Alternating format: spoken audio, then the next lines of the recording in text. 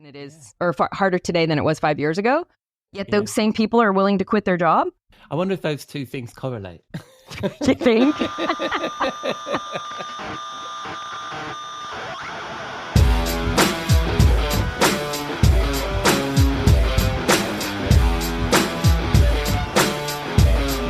Hello and welcome to episode 236 of the Rockstar CMO FE Marketing Podcast. It's Saturday the 28th of September. Where the hell is this year going? Hope you've had a good week and you're well and staying as sane as you feel you need to be. I'm your host, Ian Truscott. I'm not a rock star, but I am a CMO. And on this podcast, with the help of my chums, we share the marketing street knowledge that will bring out the rockstar marketer in you. Come and say hello. You can find us at rockstarcmo.com or rockstarcmo on LinkedIn. This week, Cathy McKnight drops by to chat about Dreamforce, Macon and some marketing job research that caught our eye. And Robert Rose is in our virtual bar for his weekly marketing thought and a cocktail.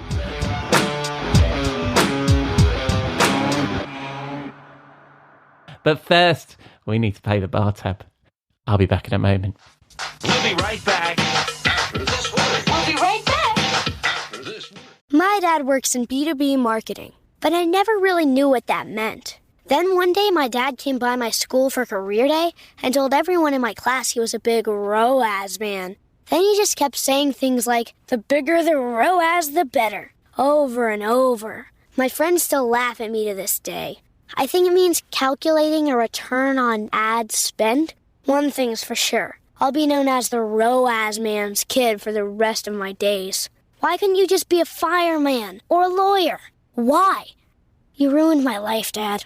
Not everyone gets B2B, but LinkedIn has the people who do. And with ads on LinkedIn, you'll be able to reach people based on job title, industry, likelihood to buy, and more. Start converting your B2B audience into high-quality leads today. We'll even give you a $100 credit on your next ad campaign. Go to linkedin.com/MPN to claim your credit. That's linkedin.com/MPN. Terms and conditions apply. LinkedIn, the place to be, to be. My dad works in B2B marketing. He came by my school for career day and said he was a big ROAS man. Then he told everyone how much he loved calculating his return on ad spend. My friends still laugh at me to this day.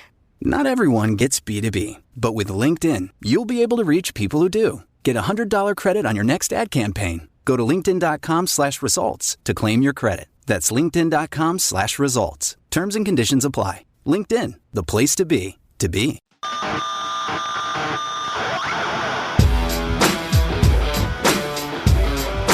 On to our new regular monthly segment with my chum, Cathy McKnight, Chief Solver of Problems at the Content Advisory. Welcome back, Cathy, to Rockstar CMO FM. How are you? I am well. How are you? I'm doing very well, thank you very much. As we were just discussing, I had a long weekend away seeing one of my daughters. So I think, as you've noticed, as we prepare for this particular conversation, I'm not mentally tip-top.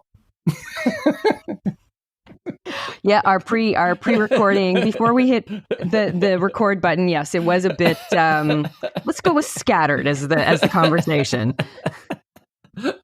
Well, we've done some planning, and also you are actually the queen of planning and people and being very organised. So we've always got a slight discrepancy between us about who's going to be organised and who isn't. But today I brought my A game of disorganization. You know what? I love a challenge, so it's all good. You keep me under control. And how is the lovely Toronto at the moment? You know what? As you asked that, the clouds have parted and the sun is shining. We are having an unseasonably warm September, but I think that is about to come to an end as the forecast says. It's the temperatures are starting to drop, which I am fine with because it's time for fall and colors and sweaters and excuses to, drink all things warm and yummy. I like that. Yeah, it's been pouring with rain here. We've had a storm come from Europe and it's just dumped a month's worth of rain on the county there where I live. And I drove through it, which was fun. Not. Which is, I think, part of my... an excuse for my lack of mental clarity. I'm going to say. All right, so you have been up to all sorts this month since we last spoke to you, so there's a lot to cover. And rather interestingly, we've actually planned another 2 episodes based on how much you've actually got going. So We're going to hear a lot from you, Cathy, over the next month or so. A couple of guest appearances. So I'm looking forward to that. But you've been, I'll do this in reverse order. We're going to discuss it. You've just been at Dreamforce this last week, haven't you? Which was super exciting by the sounds of things. And I love the Facebook updates as well of the music that they put on. The gig. Is it? What Bash. People would call it? The Bash. Dreamfest. Dreamfest Bash. And then before that, you were at MACON, which is the Marketing Artificial Intelligence Institute's conference. Correct. Which trips off the tongue beautifully. But first, I wanted to ask you about something to continue. Well, actually, I saw this article and I thought of you, to be honest, Cathy, because last month we were discussing we were discussing the roles of marketers. We were talking about fractional and some of the trends and what we'd noticed about a lot of people going fractional. And we also touched a little bit on the impact of AI on people's careers. Right. And I came across this article because Content Marketing Institute, which obviously Robert, who's on the show every week, your colleague, has a long relationship with, and I've been reading Content Marketing Institute blog for forever, I think. And they do some really good research, don't they? And they've done some research into marketing jobs in general, but also about the impact of AI onto it as well. So there's an article that I'll include in the show notes called "How Hard Is It to Find Content or Marketing Jobs, and How Much Should They Pay?" But it's not just about that; it's actually about AI as well, isn't it? So it's quite a broad piece of research, and it is. And also, on the same blog, there's also an article by Robert on the same topic. So I've introduced that. That wasn't too bad, was it? I thought no, it's fine. Nice. Yeah. What was your take on that, Cathy? So it was interesting to read through the article, and CMI does some amazing research, and I found it aligned with what we're seeing with our clients and whatnot, as far as the impact of AI. I thought that I would love, you can't talk about anything these days without including AI, right? Yeah. But that, I think the number was low. It was less than 5%. Was it like 3 or 4% of companies admitted to replacing employees with AI? Yeah. The majority of people, I think, have gotten over the shock and awe and, oh my God, I'm going to lose my job. I don't think people are worried as much about that. I think that's still a bit of hype. But everybody has to learn how to use it, right? It's going to be part of every single person's job. I was having this conversation actually with somebody at MACON about how we have not, our education anywhere, high school, university, college, whatever it is, has not pivoted to adapt to the way people do their jobs now. So whether it's taking notes, whether it is the coursework that they're teaching, I think every student in high school and beyond should have to take a stats course. They should have to take a general finance course, what's a debit, what's a credit, investment, compound interest, those kind of things. But in terms of AI, it has to become part of the education, part of the nomenclature of how we work, because it's going to be in everything and it's only going to get more pervasive. So we need to understand how to use it. So it's great that they included that. I think from a market outlook, layoffs are happening everywhere, and a lot of big companies, Intel, Dell, a lot of tech companies, and it's coming on. Marketing and communications teams are the ones that are getting nailed the hardest. Now, maybe that's just a myopic view from the people that I know and am connected with and what I read, but a lot of it is coming from that because they're looking at what they consider overhead, right? And, what does marketing do? Marketing can be replaced by AI, or we don't need that many people. And of course, a lot of, I think salaries got inflated over the last 5 or 6 years. And so it's not just a matter of, okay, we need to cut some money out of our budget, but we also have to restructure our teams, because what people are being paid and getting and expecting to get paid for entry-level jobs. Now, call me a dinosaur at this point. It's crazy. Right. Yeah. Right? Well, Well, to that point, some of the stats it says that 68% believe that finding a job in marketing today is more challenging than it was 5 years ago, which completely underlines our sort of our view that we were expressing last time you were on the show, wasn't it? It had that feeling about it, but it seems that their research, and I'll have to share in the show notes, what their research was, how many people they spoke to and stuff to make it pucker. But that significantly shares that feeling that you've got with the anecdotal things we're hearing, is that it does seem that it is a lot more challenging, right? Yeah. One of the stats that I found just gobsmacking.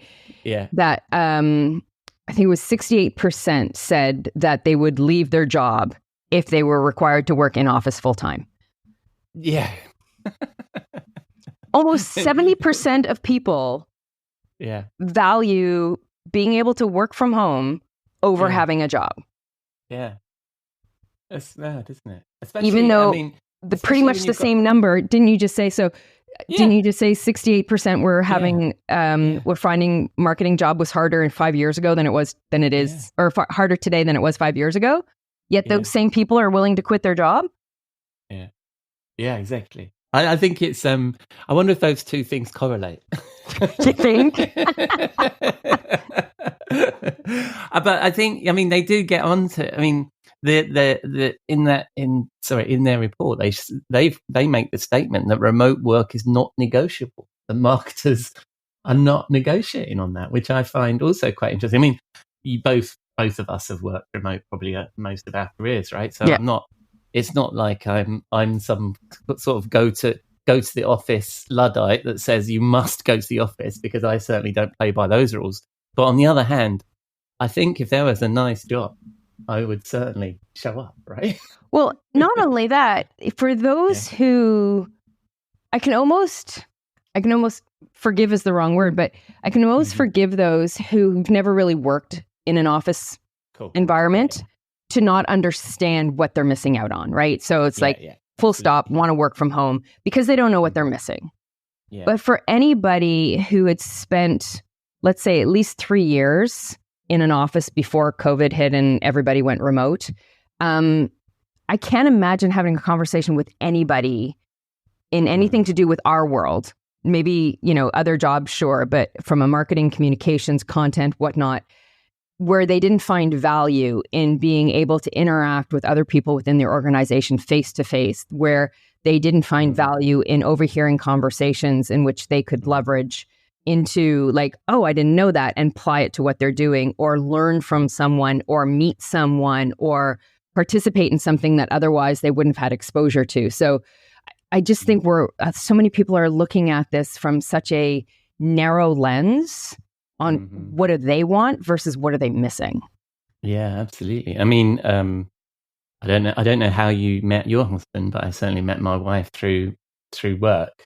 I didn't work directly with her, but it certainly was part of the social group. There's so much social interaction you get as a young person going to the office. Yes, and I completely agree with you. And that's also the reason why, I don't know, if I go, I'm working with a client, they take up most of my time. If I go to London and meet with them and spend the day with them, I'm not really going to get a lot of work done. If you put work in air quotes, I'm not going to get a lot of writing done or deep work or planning done, because we're having lots of conversations. But lots of those conversations, as you say, Cathy, are those sort of ad hoc things of, oh, Ian, while you're here, can you have a look at this? And you're like, I'm really trying to get some work done. But you've got to now, I think of office time and deep work time as separate functions and be in the right place to do them, don't you? So I think that's interesting. But I was astonished, the same as you, Cathy, when I read the report and it was like, remote work is not negotiable. Really?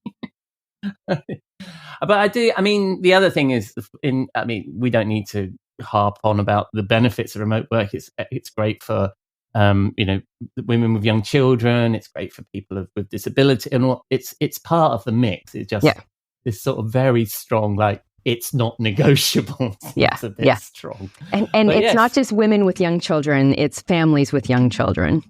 Oh, good Lord. Thank you, Cathy. Oh, good Lord. It is families with young children. And it's, absolutely. just saving I'm you not there. going to edit. I'm not going to edit. I know I'm that's going what to you leave it in. meant. I know that's what you meant. You're a very involved, engaged, always have been dad. So it's just making sure people understand that it was just a legacy slip. That is not, you are not that guy. Well, it came from a good place. Yes. Moving on. What are we talking about next? Good idea. Why don't we move on? So anyway, I'll just highlight that article is on the Content Marketing Institute blog. There'll be a link in the show notes, and it's called How Hard Is It to Find Content or Marketing Jobs and How Much Should They Pay? And it's by Stephanie Stahl, who's the editor, isn't she? She is the general manager. Yeah. Very good. All right, so let's move on to topic number 2. I need a bell or something. Yeah. Macon, Cathy. Well, actually, I think I need to run away from the burning building that was that last conversation. All right, Macon. Let's see how much trouble I can get in with this one. All right. So let's start with who the heck is the Marketing Artificial Intelligence Institute for people that have not heard of them.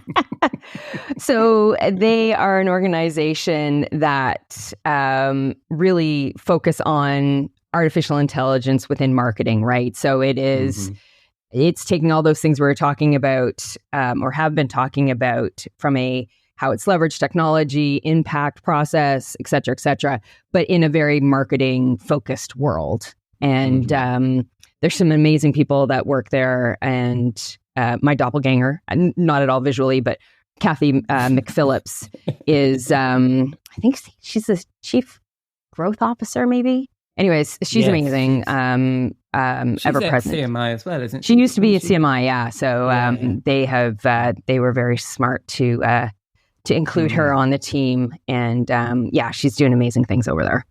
Yeah, and it's Paul Reitzer. I can correct. Yes. I like the way you said correct, and I said it 2 different ways, and I think that's because we all struggle with it's how to pronounce his last name for sure. Yeah, I've got his book actually. I haven't read it yet, but I've got his book.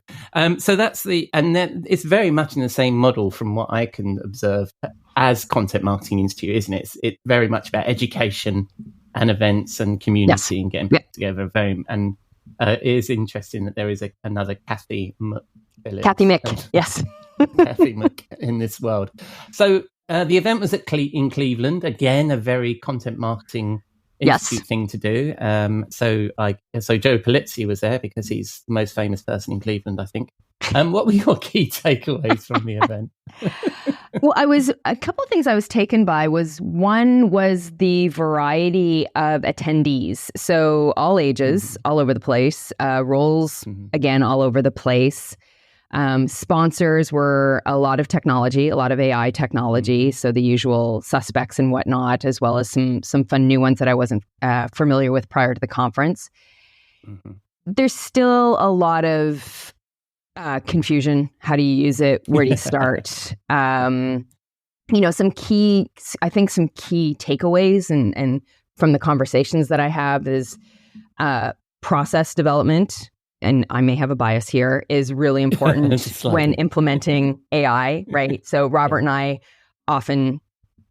always talk about how it's not about just getting AI into your systems. It's about really understanding how your process is, whether it's a marketing process, a content process, creation, distribution, merchandising, doesn't matter, how it actually works today, not what the pretty flow chart that you developed 5 years ago says, not what the government's document that nobody's actually ever looked like says, but actually how does the work get done today after the evolution of everybody, to our earlier conversation, moving remotely. So everything is done electronically, right? Because it's not like, hey, and looking over the divider, can you do this for me, and getting it done. There's actually a record, but it's very scattered. We've seen it, right? We've seen it where it's, well, I go here, not there. No, that's not we've never done it that way. We did a workaround and the workaround is stuck. So it's about understanding the current process of how things get done. And then where are the gaps? Where are things falling down? What's not getting done, or what's taking an inordinate amount of time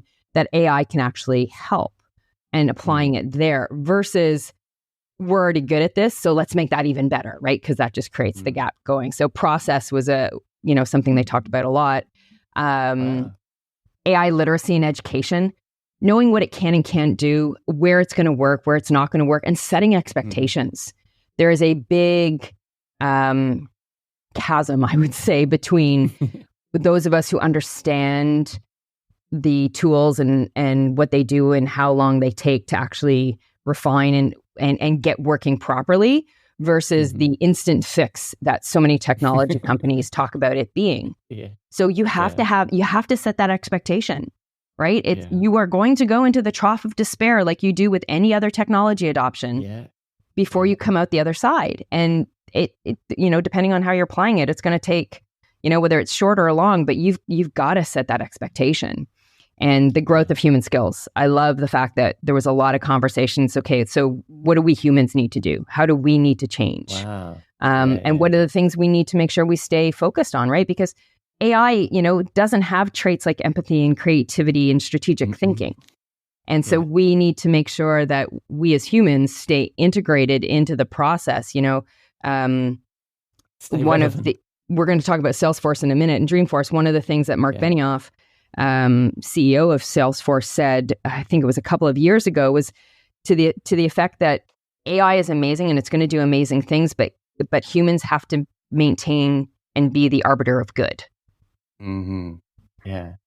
So it sounds like, a couple of things out of that. One is, it sounds like you particularly and Rob could package up that message and take it to any conference on any technology ever, anywhere. Yep. I could see you doing that at a Xero conference. Like, before you implement your accountancy software, have a plan, and go to Salesforce to do the same thing. Yeah, we just need to swap out AI and just stick in whatever the tool is, because I think that is such an important skill when implementing technology in any walk of life. Almost, I think it's absolutely, you're onto something. You're onto something there. And then the other part is, it sounds like the event was quite far-reaching in terms of talking about artificial intelligence and not just about how we use it in marketing. Well, the focus was definitely marketing and content and marketing processes and whatnot. But the message is, when you're talking about, we're still in the early stages. We're still in that learning phase, right? So a lot of the best practices, like with anything, can be applied across the board. So things like process, things like education, things about like planning for scaling, things like understanding your metrics, how you're going to measure success. These are all 101. And it doesn't matter what you're doing, doesn't matter what the technology, doesn't matter what your discipline. These things all apply. Right. And were there any surprises from the event? Like, apart from this sort of diversity of people that were there, was there anything that really sort of stood out that you're like, that's an interesting topic, or I'm surprised by it? Nothing. You're on top of this stuff anyway, right? Because you guys have done a lot of work in this area. I can't think of anything that was surprising. I think, one of the things I would have loved to have seen is, I'd love to see any conference do it, is doing something different. Right? They had the panels, they had the presentations, they had main stage, there were breakouts. And I say this not having the answer. So, this is me throwing it out there. But, I go to a lot of conferences, and there's I can't think of the last one where I walked away going, with the exception of maybe Adobe Max, where I've gone, damn, that was cool. Like, the content is good. Don't get me wrong. There's a lot of great presenters and a lot of really good information, but like nothing that's like, wow, like good on them. Yeah. It's funny, the other day, I was talking about events the other day with somebody, I can't remember. And it's a sort of a blog post I've got developing in that I also think that the vendors and sponsors need to take some responsibility from that, because I think you're also part of the show, whereas we tend to just pitch up with our very boring looking stand and a bunch of leaflets and demo, and that's about as far as we go. Whereas if we did more I'm not a vendor anymore, so I guess I am, I don't know. But if we did more in terms of what we brought to the show, that would also spice it up, doesn't it? And I think some conferences do a good job with that, because they kind of steer people into doing weird shit that's quite interesting, right? Whereas I think that there was one time we did like the marketing marketing week. I can't remember. There's the big show in London, and they kind of encouraged everybody to their stands were like stalls in a market, right? And so you had to think of what you were going to be, and that got the field marketers to be a bit more creative. So our field marketer created a clairvoyant stand, and we had we had cards that were like the fortune teller cards, and so we had a fortune teller and all these little fortune teller cards, and so that it made us be creative, and it made us add something to the show. Whereas I don't know whether if we'd have been given that direction, whether we'd have just showed up with our regular stand, and it wouldn't have been so much fun. But yeah, we've kind of digressed a little bit, but I think that's a good topic, isn't it? Is the future of events. So maybe we'll talk about that when we talk about Dreamforce and what you learned from that. But one of the things I was thinking, as somebody now, I wasn't at the event, right? So I'm just observing it from afar, and I'm interested in what Paul is doing. Paul, and particularly as I'm seeing so many parallels with the Content Marketing Institute, which is something that I've followed and quite enjoy their work. But I have this kind of niggling doubt here, because my experience with AI as a senior marketer is that it's basically being added into every fucking thing we do, right? Yep. And there's a pop-up with an AI pop-up in almost every tool. Yep. I don't know whether AI will be like, like content marketing is like a separate strategy within marketing that is a good practice that we encourage, and it needs skills and all that kind of stuff. I don't know whether AI is going to be that. It feels to me more like moving to cloud. You know what I mean? All of a sudden, all of our tools are on the cloud. It didn't really. It's part of I think Robert uses the expression part of the operating system. It's just going to be part of what we do. And I don't know whether. What's your view of that? And was there anything from the show that kind of would persuade you in that direction or dissuade you in that direction? No, I would agree. It appears to be fundamentally different from the fact that it is something that can be used across the organization. So these are not marketing specific tools. We talk about them in terms of marketing and content because that's what we do. But there's AI can be applied across just about any discipline, right? So it's different from that perspective. It is empowering users to do more themselves, right? And it actually is a time saver once you get the hang of it, once you know what you're trying to do with it, once you're using the tools efficiently. But it is a technology, right? Regardless of its broad applicability, regardless of the fact that you can actually build your own persona, right? So it can do the work for you in your voice and stuff like that. Andrew Davis has been talking a lot about that. He's got a doppelganger, his AI doppelganger, which his presentation's hilarious. But talks about the complexity of it, right? So, and we still don't know the limitations. We don't know how far this is going to take it. But if somebody said, okay, you need to put a stake in the ground and saying, is this a discipline or is this a tool? I would lean into tool. Absolutely. Yeah, and it's only because it's called the Marketing Artificial Intelligence Institute rather than the Artificial Intelligence Institute, because I agree with you. I think there should be people in our businesses that are thinking about how AI works in our businesses across all of these different disciplines. But me as a marketer, when I look at my experience and my relationship with AI, it's not a strategic thing in the same way. It's just there as part of my marketing strategy. It just helps me get shit done, right?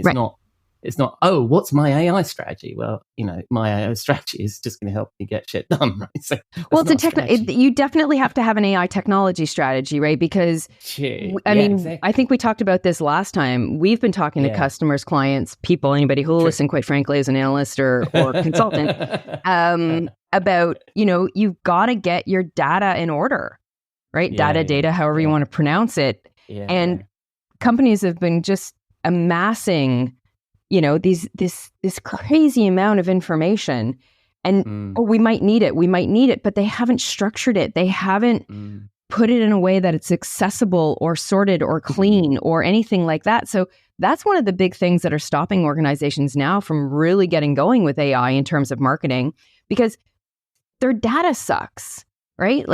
And AI is absolutely a garbage in, garbage out. It cannot tell you. It does not know if something is wrong. It does not know if something is out of date. It does not know if something is like blatantly, offensive, or if something is duplicative, which one they should be listening to, right? So there's a lot of work to be done from that perspective as well. Yeah, well, there are some humans that aren't sure about what's offensive, Cathy. That is true as well, but we are not going there. We are not going there. What I like there about well, one of the things I would say though is, I mean, as we've been content professionals for as long as for a long time, we always had this knowledge management challenge within large organizations, right? That we try to solve with search and Google search appliance, or with actually getting people to organize their content, and all of them have variously failed, right? And intranets and all that stuff. I think there might be an opportunity here with these of training your own large language model with your content inside your organization that you can then query through these things. But I agree with you that it does require a little bit of intelligence on the user's end to say what's good and what's bad. So definitely, because I think I don't know, it was on one of his pods, but and I keep mentioning Robert as if he's the ghost in this room, but I think he was talking about the fact that if you ask ChatGPT or any of these AI engines anything, it doesn't question the question. It will give you an affirmative. It will tell you how to do this stupid idea. It won't say, mate, that's a stupid idea. So I think that's probably going to be the challenge that we have. So, but that's interesting, and it sparked off an interesting conversation there. That's what I'm curious about. But so that was Macon. Is there's an on-demand version of Macon and all that kind of stuff? I believe so. Yes. Yeah. I'll include links to that in the show notes, and it was in Cleveland and a lot of fun. So we'll move on to number 3. You were at Dreamforce last week, which looked just off the scale. What was the experience like? How was that? Oh, there is no other conference like Dreamforce as far as it's an immersive experience. You from walking onto the park, because of course they use the trailhead as their baseline marketing, right, with all of their characters, Astro and whatnot. And so you're walking into an experience, and it is brilliant. And I go as an analyst, so really busy with meetings and whatnot. But the energy is amazing. Everything is done top notch. They, Mark Benioff, like him, hate him, somewhere in between. The man is passionate about what he does. He believes in the company. He believes in what they're doing. And he sells it, and it can be infectious. I mean, I think this was my 10th or 11th Dreamforce. So you kind of, the shine, there's a little patina on the shine at this point, right? But people love it. The energy is huge. The floor, where all the vendors and stuff are, is the show floor is jammed. They have some great demos.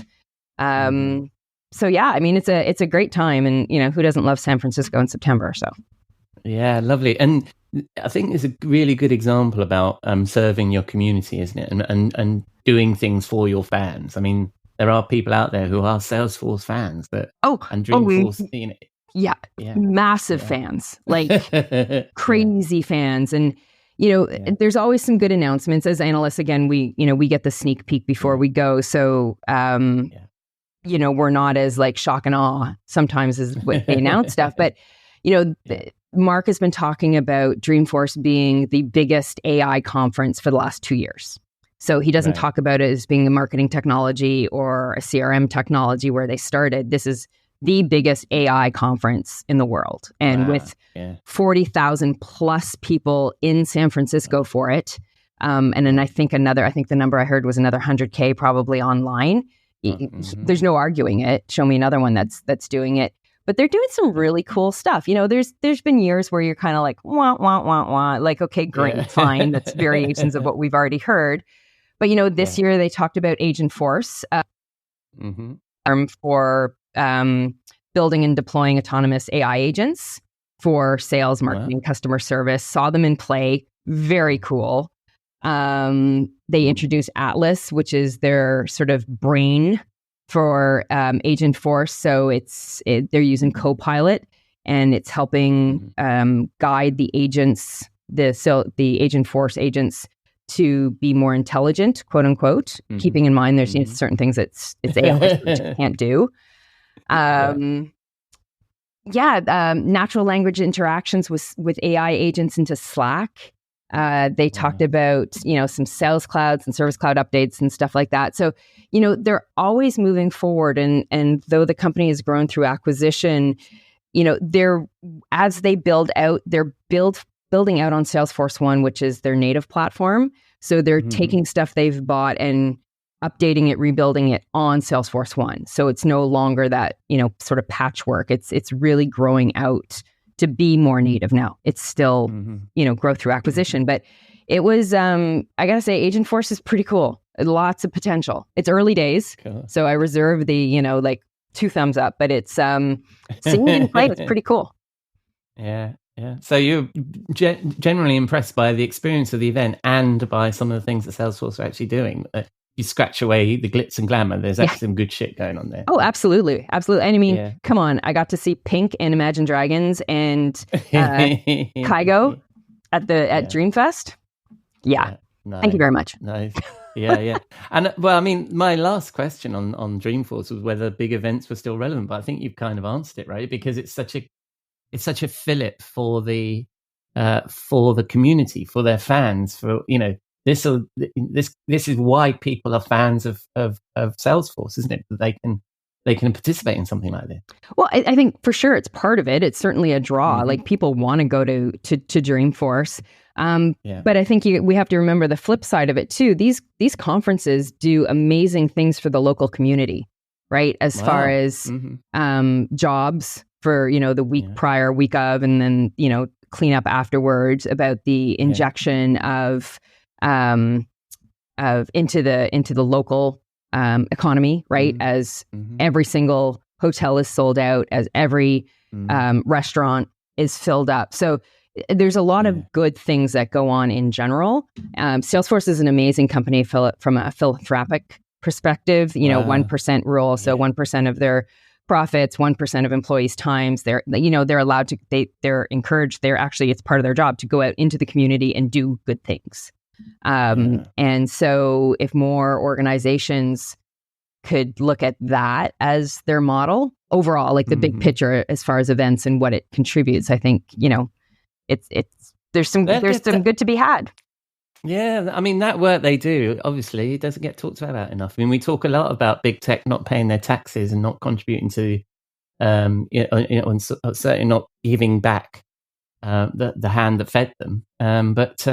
It sounds like these guys are doing it. It sounds like I forgot about that stuff, to be honest with you, with Salesforce. So I think, that's a very positive view. And I mean, to a smaller extent, that was the same with Macon, really. I think Joe's just delighted whenever anybody does anything in Cleveland. Yeah. It's great for the local community. Yeah. So that's what a really nice, positive way to round off the conversation there about Dreamforce, how good it is for the world. Yeah. Nice. Just to get it, just to make sure I'm referencing correctly, it's their 1-1-1 model. So it's 1% of equity, 1% of its product, and 1% of its employees' time to philanthropic causes. Nice. And when you look, and they've been doing this since they founded in 99. And that's 1999, people. They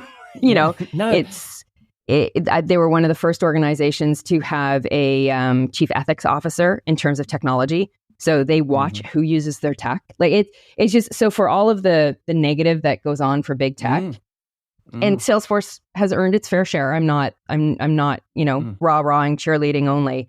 It does do a lot of good. Yeah, no, I'd forgot. I mean, I knew about all that stuff. I'd just forgotten about it, and I think that's a really positive story.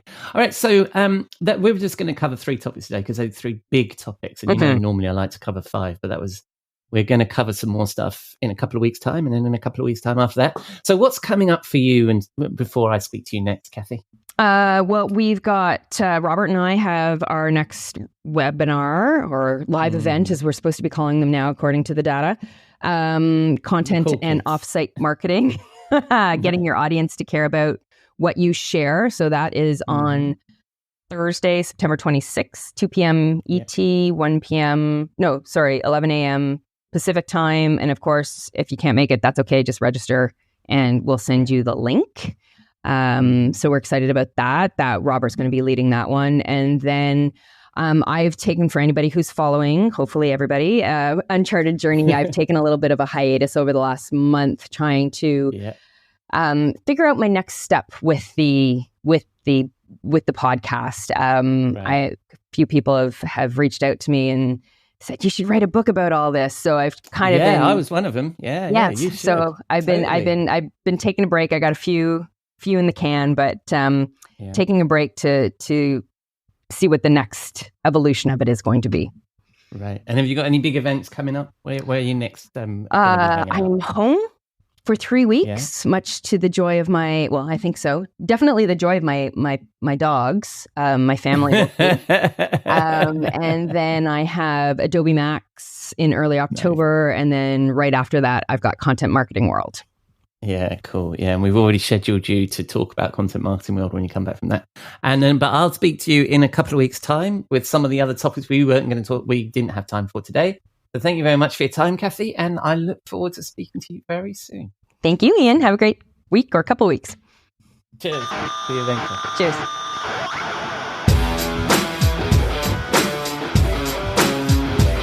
Thank you, Cathy, and apologies for my faux pas there, talking about a webinar that has already happened by the time you hear this, as we recorded the chat on Monday. The webinar was on Thursday, and it's now Saturday. The webinar was fab, but I've just checked, and the replay isn't yet available, but I'll add a link to their resources section on their website in the show notes, and hopefully it'll appear there. Right, now it's that time of the week to retire to the Rockstar CMO virtual bar with the chief troublemaker at the Content Advisory, Robert Rose, for a cocktail and a marketing.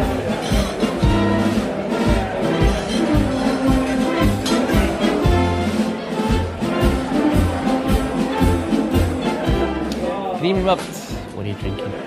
Oh, I can't believe you have turned the bar into an Oktoberfest fest.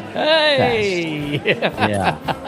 That, I mean, it's going to be easy for you to find this, but you've got the polka dancers, you've got the Steins going back and forth, you've got the very buxom sort of men and women basically running around with beer steins. It's a whole thing in here, right? With the Oktoberfest, the Lederhosen and the Dirndls. That's it. I have spent. In fact, if you want to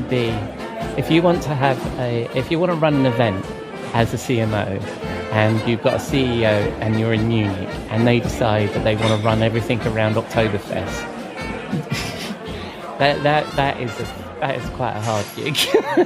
Yeah, I can imagine. So yes, I have been there and I have done it, and it is fantastic. But oh my god, it's a shit show. So that's yes, and so that in memory of that, I had to make the bar up to be Oktoberfest. Yeah, that's good. It's a wonderful time of year, and it's good. You got the music is great, and the whole it's a whole scene in here. And the nice thing is, I probably won't need to rip off YouTube. I can just pick some of the videos that I've actually taken at Oktoberfest for the background music. So, and it's timely as well. I mean, you're hitting this right before October starts next week, and so it's good. Yes, Oktoberfest. Yeah. And for that, yes, we have a wonderful October-ish drink. Mm-hmm. This is a bourbon drink. It's one of my favorite cocktails of all time. And I very rarely make it myself because it's one of those, you know how when you have other people make you things, it just tastes better, right? I mean, absolutely. When someone else makes you a sandwich, it's better. When somebody else makes you a cup of tea, it's just always better. Yeah. So this is one of those ones where you should have somebody else make it for you. And it's called a paper plane. And it's made with bourbon. So you have your favorite bourbon here that you like for cocktails. And then, so it's 3/4 part, your favorite bourbon. Then another 3/4 part, squeezed lemon juice, right? So fresh lemon juice. Then a little Amaro Averna. If you have such a thing. That's why you pretty much need to go to a nice bar for this, because not a lot of people have Amaro Averna happening around. And then another 3/4 part of Aperol. And so those are things that you typically won't have in your bar, but indeed, if you find those things, you can make the paper. It's just such a wonderful drink. It's just a little bitter. It's just a little sweet, very refreshing. You basically put all those ingredients into a shaker with ice, shake them up, shake, a lot of shaking, then pour it over a cocktail glass with a single big rock in it, and garnish with a lemon wheel if you like. But this is an amazing cocktail, one of my favorites. Nice. Well, if I had truly themed this bar as Oktoberfest, I don't think I'd be able to serve you this, because basically all you're going to get is beer, Glühwein, or schnapps. Beer. Or schnapps. Yes. So we're going to have to go somewhere else and drink these. And where are we going? We are going to, I think we have to go to, we got to go to Germany, right? I mean, yes. this is there's some very classy. So we're hitting a little early, but some of my favorite memories are from fantastic Oktoberfests and interestingly enough, mostly in the western part of Germany. I really prefer the western part of Germany to the eastern part, right? So it's a weird thing. I don't prefer Berlin as much as I prefer things like Frankfurt or some of the other smaller cities in western Germany. That's where I've found myself and really enjoyed the country out there. So that's where I think we're going to go. Very nice. And, lots of classy bars in lots of classy cities in Germany. So I agree with you. Beautiful cities in Germany. Absolutely. Rustle up beautiful a paper country. plane for us. Yes. And as we discussed last week, just for the listener, we don't always just talk about marketing, but let's imagine that the conversation does turn to marketing. What are we talking about this week? Well, we're going to talk about why the obvious solution isn't always the obvious solution. And so there's a thing that we say a lot when we get asked, right? So when we get asked, it's like, we'll say something like, well, isn't it obvious? Or, of course, right? Duh, right? That's not, you would say that. And in the workplace, it often comes out when you realize like some request or some suggestion you thought that you conveyed very clearly didn't happen, right? And basically, the idea is that you believe that you said a lot more than you really said, or you believe that you were a lot clearer than you really were. And there's actually a term for this. Psychologists call it a signal amplification, which basically says that, the idea is that when you communicate something, you believe you're communicating a lot more clearly than you are. And in today's workplace, especially with remote work, right, and Slack and Zoom and email and text, it happens way more frequently than it used to, this idea. Communication and clear communication through these ways. And interestingly enough, you might press back on that and say, well, our team is really close. We can shorthand with each other. We have an ability to shorthand or have close, so it doesn't happen nearly as much. But the actual interesting thing is that researchers found that it happens actually more frequently among people in close relationships. And by the way, my wife is raising her hand right now to say something. So as AI and technology and sort of digital and the remote work sort of things becomes even more part of our inter-office communication, I'm actually seeing this more and more challenging for teams and businesses. The idea that we're siloed from each other, that we're actually not communicating. And I'll give you an example of this. So I was working with a B2B technology client in the last month or so, and they wanted me to help with alignment between their sales and marketing team, because the content that the marketing team was being produced, the sales team wasn't using much of what they created. And instead, the sales reps were now using ChatGPT to create their own content for things like emails and social media communication, and using older content assets, quite honestly, as the quote-unquote template, right, for that.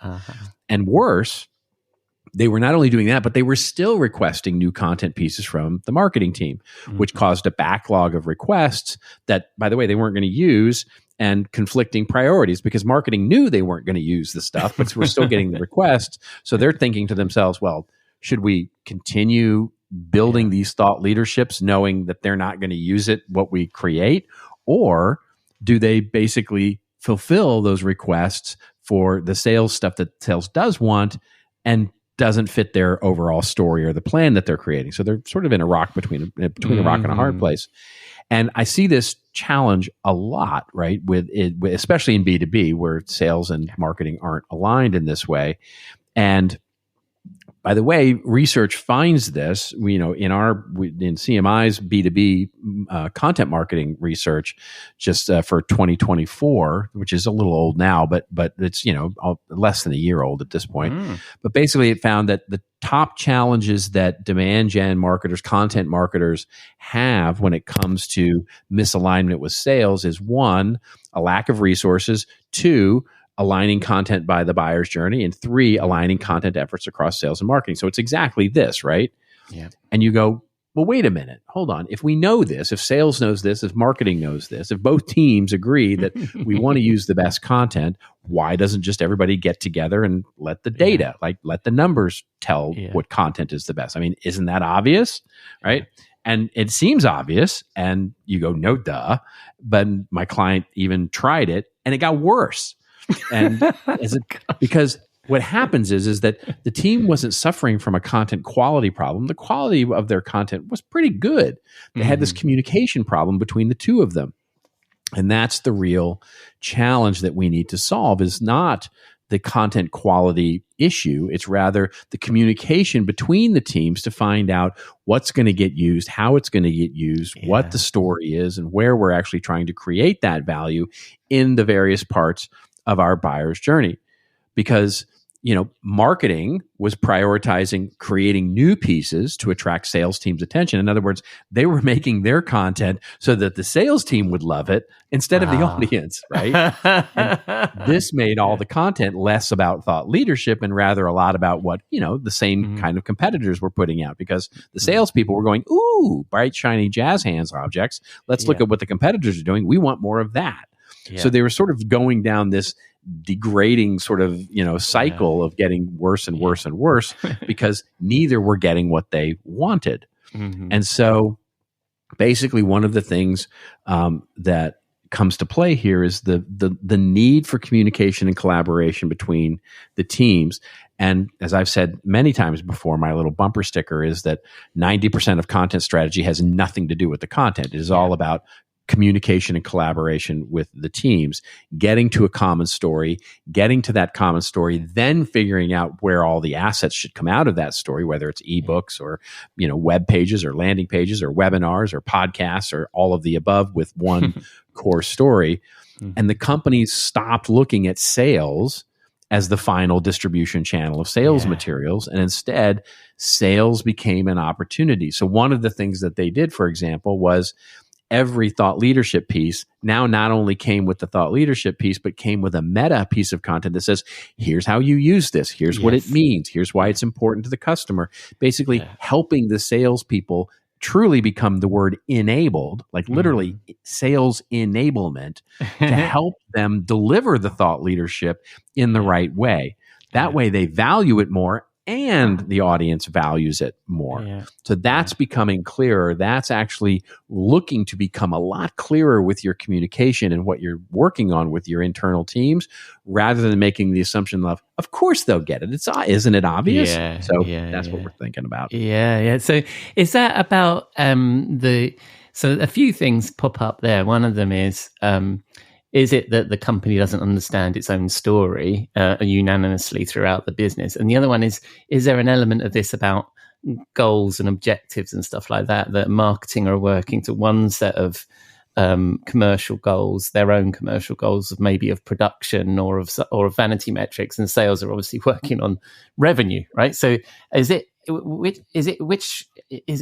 one of those two things?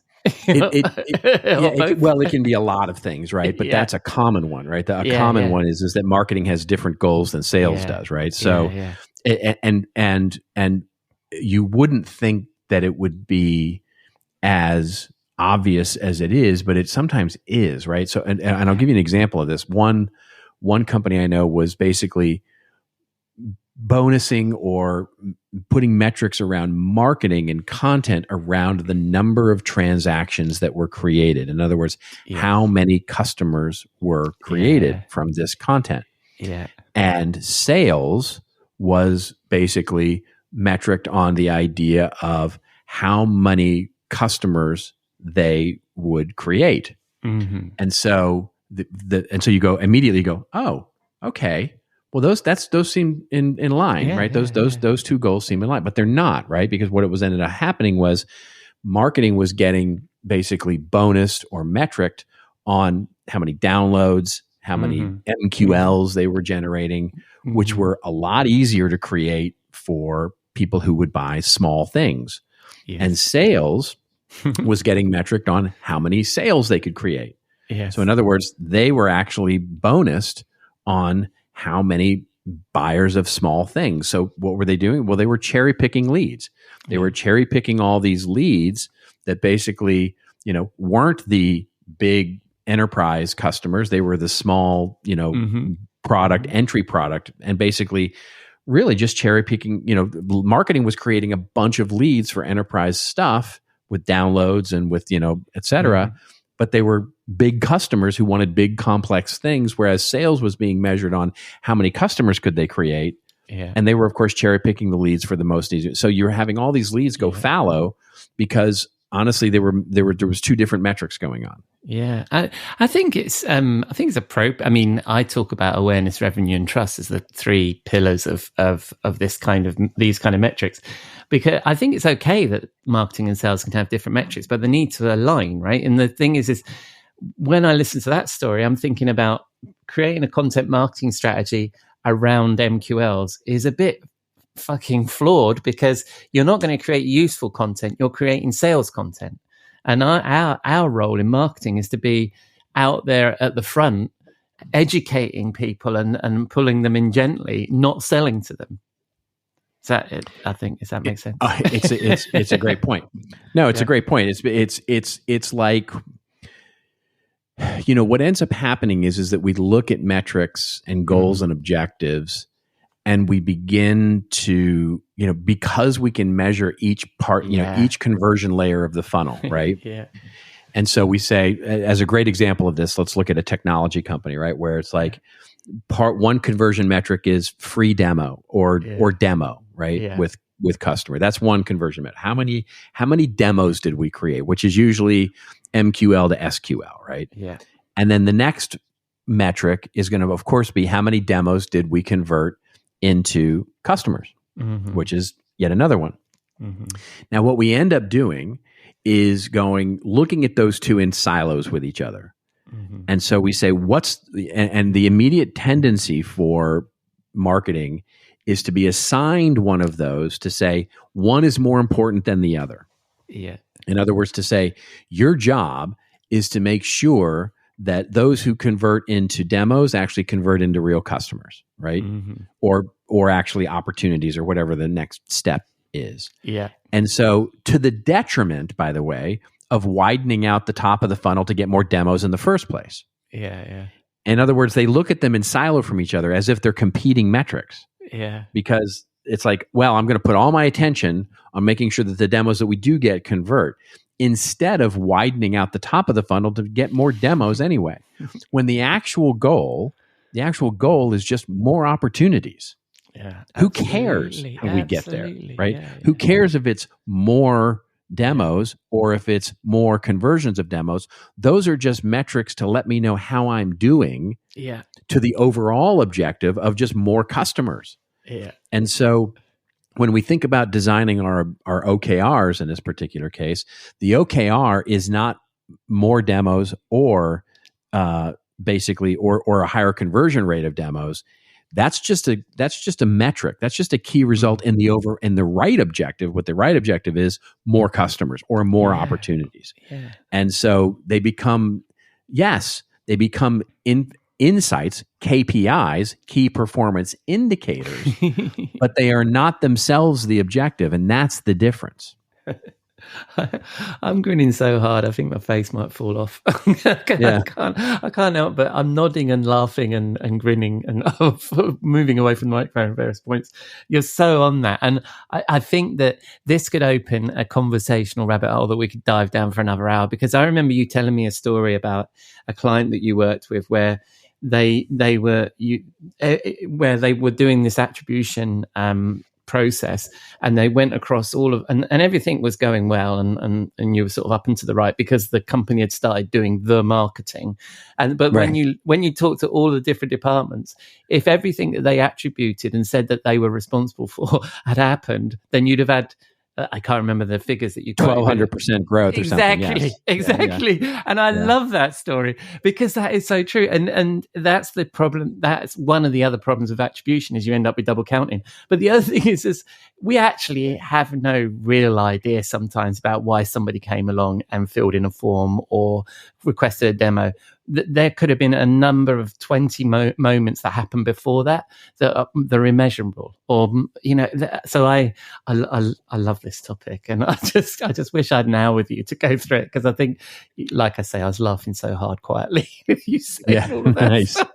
Nice. Very nice. Very nice. So well, you can have a beer. You can have a beer at Oktoberfest now. Thank you very much. And and we also record this just before I'm about to have a glass of wine and pizza, so I'm ready. On a Friday night? And where can people find similarly content that may make people laugh and grin so hard that their faces might fall off? Come on over to our little hovel, which is contentadvisory.net. Yeah, blah, blah, blah. Website. And when check the show notes. Check the show notes. Thank you for plugging the show notes. You can find those on rockstarcmo.com. And when people spin the dial on the interwebs, where they're going to find you, my friend? They'll find me on I'm on Threads if you want to talk about nonsense, and I'm on LinkedIn if you want to talk about slightly less nonsense. Cool. Slightly less nonsense. And well, it might be just as much nonsense, but it is more. it is the subcategory of business nonsense. So, and when we've recovered from this whole Oktoberfest malarkey, will you be in the bar next week?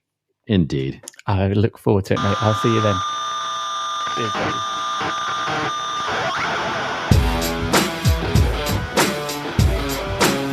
Thank you, Robert. Splendid conversation there. Bringing back fond memories of Oktoberfest and possibly the most stressful company event I've ever run.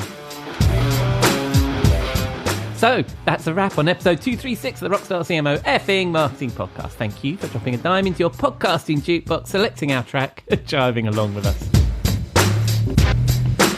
I've been your host, Ian Truscott. You can find links to me, Cathy and Robert, and all the things we discussed in the show notes, along with our blog, newsletter, and all of our previous episodes on rockstarcmo.com.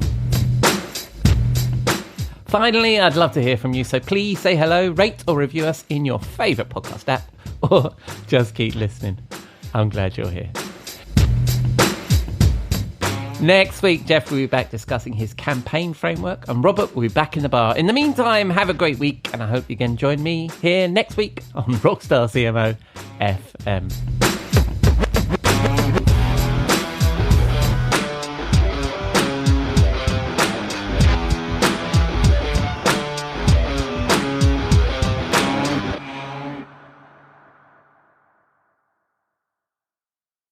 You may know you're listening to this show along the Marketing Podcast Network, but did you know there are other great shows on MPN to help your business? Hennika Watkins-Porter hosts The Entrepreneurial You, empowering entrepreneurs with insights on leadership, business, and success. Hennika, tell listeners what to expect from your show. So we provide innovative business strategies and practical solutions to common entrepreneurial challenges. And where can people subscribe? Find us at hennikawatkinsporter.com, as well as the Marketing Podcast Network at marketingpodcasts.net, or search for it wherever you get your podcasts. You heard her. Go subscribe. This podcast is heard along the Marketing Podcast Network. For more great marketing podcasts, visit marketingpodcasts.net.